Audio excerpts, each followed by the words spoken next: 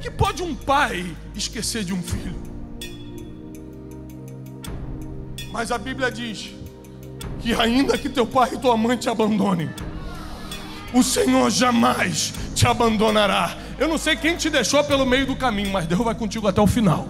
Preparamos para você um e-book com 5 maneiras de como fazer 3 mil ao mês em 2023 e você pode obtê-lo pelo preço de um lanche. Este e-book pode mudar totalmente sua vida financeira. Clique no link na descrição do vídeo. Israel, como você sabe, não é qualquer nação. Espiritualmente é considerada a nação de Deus e naturalmente a nação mais tecnológica, criadora do mundo.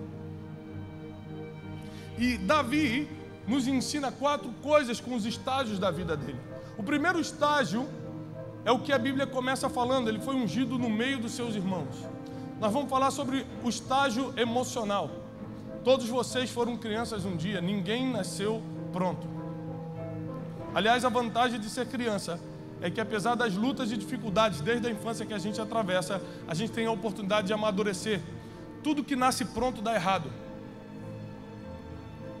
Repare comigo, porque tudo que é de Deus começa pequeno. Ah, eu só tenho um pouco de dinheiro, é de Deus. Eu só tenho pouco talento, é de Deus. Eu só tenho pouquinho, é de Deus. Porque tudo que é de Deus começa microscópico para você ir crescendo na maturidade. Jesus sai da barriga de Maria, pequenininho, e começa a crescer, e começa a amadurecer, e começa a aprender. Ele é guiado pelo Espírito para o deserto, é tentado por 40 dias. Vem a primeira tentação, ele diz não. Vem a última tentação, ele diz não. Vem a do meio, diz não. E ele nunca caiu, apesar de 40 dias no deserto. Porque tudo que nasce pequeno e vai crescendo não pode ser destruído. Deus te trouxe até aqui, apesar da tua pequenez, para que você não seja destruído em nada e em nenhuma área da sua vida. Mas a infância, começar pequeno, também traz problemas emocionais. Muitos de nós fomos rejeitados quando éramos crianças. Alguns não tiveram a oportunidade de crescer com o pai. Mas pior do que não crescer com a figura paterna é ser rejeitado pelo pai, ou seja, ele existir e fingir que você não existe. É muito doloroso. Outros foram abusados verbalmente, fisicamente ou sexualmente na infância. Outros tiveram graus comparativos horríveis, porque o pai e a mãe não davam nada, mas o vizinho tinha tudo. Então você cresceu vendo aquela comparação que foi destruindo as suas emoções. Com Davi não foi diferente. Como eu disse, o que a Bíblia menciona dos heróis da fé tem a ver com a sua vida. E Davi era um menino, um adolescente desprezado. Na adolescência, as coisas são muito mais potencializadas. A gente não consegue ter filtro na adolescência. Agora, se você chegar para mim, eu tenho 38 anos de idade, apesar de parecer ter 45, porém, amém? Se você chegar para mim com 38 anos de idade e falar assim, seu feio, eu vou falar para você, seu invejoso. Por quê? Porque minha esposa me acha bonito, mamãe me acha bonito. Então assim, eu já sou amado para saber que eu não preciso da sua aprovação estética para me sentir bem ou não. Mas um adolescente não tem filtro. Você fala, sua feia. Ela vai entrar em depressão. Eu não presto, eu tô gorda, eu tô magra, eu tenho espinha, eu tenho não sei o quê. Meu cabelo não cresce. E a gente começa a arranjar um monte de desculpa. Que nenhuma dessas desculpas vai atrapalhar o nosso futuro, mas porque a gente está acreditando nisso, o nosso interior vai ser travado, porque alguém lançou uma palavra que a gente não merece, que a gente não pode, que não é assim, que você é feio, que você é assado, na adolescência. A adolescência é muito complicada. É uma fase de descoberta e é uma fase que as suas emoções estão completamente expostas. Tanto que as suas maiores frustrações aconteceram na infância ou na adolescência. As frustrações que acontecem na fase adulta você consegue suportar, mas as da infância estão até hoje aí te martelando, rebatendo na tua mente. E Davi, nesse período da adolescência, enquanto seus irmãos, os preparados, Eliabe, o mais velho, além de bonito, já era oficial do exército, eles comiam na casa do pai, sentado à mesa. Davi era mandado para o curral, era mandado para a lama, era mandado para o pasto para ficar cuidando das ovelhas. Você imagina saber que está todo mundo comendo numa mesa e você tem que ficar do lado de fora da casa? O homem mais poderoso e mais especial de Israel da época, o profeta Samuel, era o embaixador do céu na terra, era o homem mais importante, porque Israel era regido por um sistema teocrático, ou seja, Deus governava a nação. E Deus governava a nação através de um homem chamado Samuel, ou seja, o homem mais importante da nação vai visitar a casa de Jessé, pai de Davi, e ninguém avisa para ele que essa visita ia acontecer. Imagina você se sentir desprezado, não pelo amiguinho da escola, mas pelo pai que te esqueceu. O pai que esqueceu de avisar que o melhor dia da sua vida estava chegando. O pai que esqueceu de te avisar que todo mundo ia comer filé mignon na mesa, junto, rindo, com um homem importante, e você ia ficar no curral, limpando o bicho. Imagina os graus comparativos que surgiram dentro desse menino. Por que eles têm e eu não tenho? Porque eles são fortes e eu não sou. Porque papai gosta dele, mas não gosta de mim. Você imagina como estavam as emoções de Davi, porque a gente costuma ver o final da história, o grande rei Davi, mas esquece de como ele começou. A gente sempre vê o resultado do empresário, mas não vê como ele começou. A gente vê o resultado de quem está vencendo, mas não vê como começou. A gente não valoriza os pequenos começos, mas a Bíblia diz: vocês precisam valorizar, não desprezeis os pequenos começos. E Davi estava ali, nessa situação. E Deus manda Samuel entrar dentro da casa de Davi, na casa de Jessé. Samuel entra e quando ele coloca os olhos no mais velho, fala: esse que é forte, já é do exército, já sabe lutar. E Deus fala algo para ele, fala: Samuel, eu não vejo como o homem vê.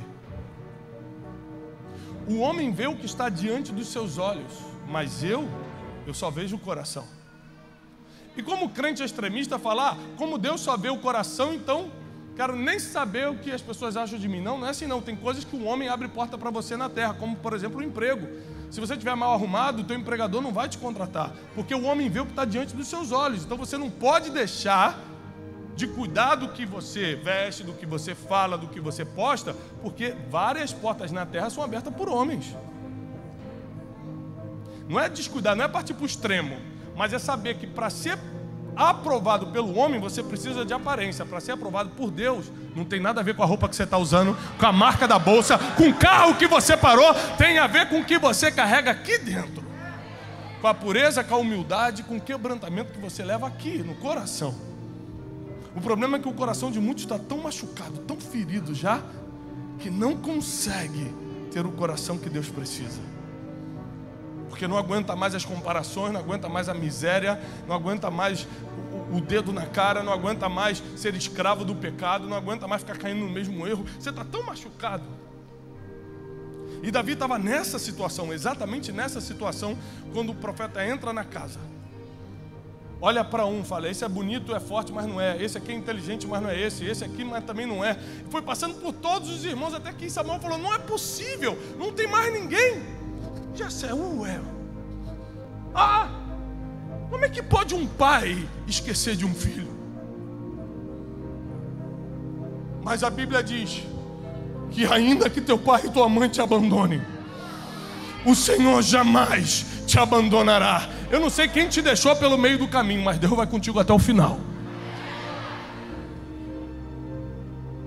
E Jessé lembrou: tem Davi, manda chamar. E quando Davi sai, larga aquelas ovelhas, deixa com um cuidador e corre para a casa do seu pai, ele não vai com o coração sujo, fechado ou orgulhoso como a gente vai. Não precisou de mim, agora está me chamando? Não, porque quem tem um coração segundo o coração de Deus está sempre humilde. Está por cima, está humilde, está por baixo, está humilde, está no meio do caminho, está humilde. Porque a humildade faz parte da essência de quem tem o coração de Deus. Ele entra na casa e fala: oi pai. Samuel olha para ele, pega o chifre do carneiro. Seus irmãos começam a falar assim: o quê? Por isso que a Bíblia diz: e no meio dos seus irmãos, no meio de quem te desprezou, no meio de quem pisou em você, no meio de quem não acreditou que você podia ser escolhido também, no meio de quem andou contigo, mas não dividiu com você, no meio de quem falou mal pelas costas, no meio de quem não honrou o que Deus confiou na tua mão, No meio dos irmãos que desacreditaram, Deus ungiu Davi no meio daqueles que duvidaram. Porque a Bíblia diz: prepara uma mesa na presença. Se não tiver inimigo, não tem a mesa preparada. Prepara uma mesa na presença dos meus inimigos. Unge a minha cabeça e faz o meu cálice transbordar.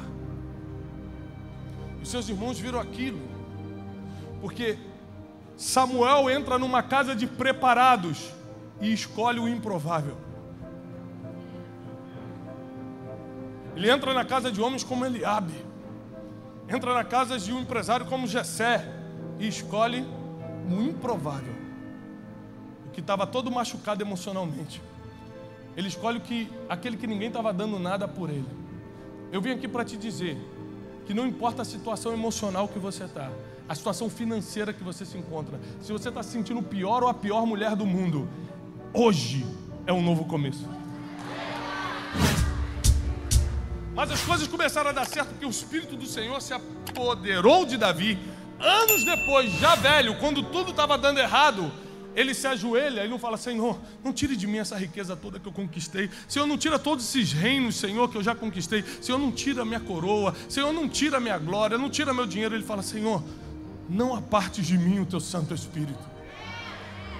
Porque ele sabe que levou ele de ser um apacentador de poucas ovelhas ao maior rei que já existiu. Não foi a riqueza, não foi a estratégia humana, não foi a glória dos homens, foi o Espírito que se apoderou dele. Se o Espírito se apoderar de você hoje, o que vai ser impossível para você? E Davi então passa por cima de todos aqueles conflitos emocionais. E eu quero que você saiba que Deus honrou a situação de Davi, porque Deus fica do lado do mais fraco sempre. Por isso, não compre briga com gente mais fraca que você, porque Deus sempre vai para o lado do necessitado, da viúva, do estrangeiro, de quem não tem como se defender. Cuidado com quem você arranja briga, até porque você pode estar brigando com alguém que Deus quer levantar e vai ficar feio para você. Deus não tem compromisso com as tuas crises emocionais, Ele tem compromisso com a verdade.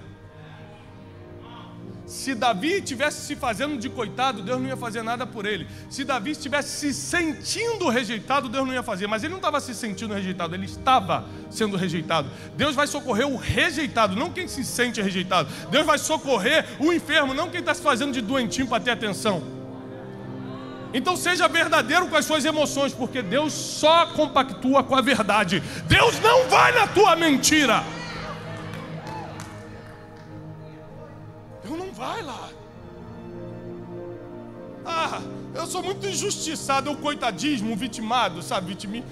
Eu sou muito... Aqui ninguém me cumprimenta nessa igreja, mentira. Todo mundo olha, abraça, é você que quer mais atenção que os outros. Deus não tem compromisso com as tuas mentiras emocionais. Engane-se a si mesmo, mas a Deus ninguém pode enganar. Agora, se você realmente é um rejeitado, se você realmente foi colocado de lado como Davi foi, Deus tem compromisso com essa verdade. E Ele vai para o lado do mais fraco e socorre.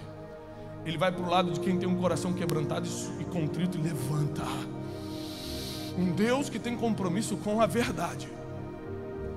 Ainda que suas emoções tentem mentir para você, Deus tem compromisso com a verdade, com a realidade da tua vida, e não com essa mentira virtual que a gente cria.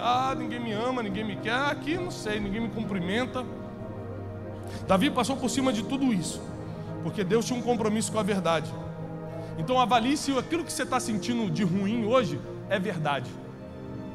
Avalie se essa injustiça que você acha que está sofrendo realmente é verdade. Avalie se essa perseguição, eu sou perseguido, todo mundo me persegue. Avalie se realmente todo mundo te persegue. Porque Deus não escuta a oração de quem não está comprometido com a verdade.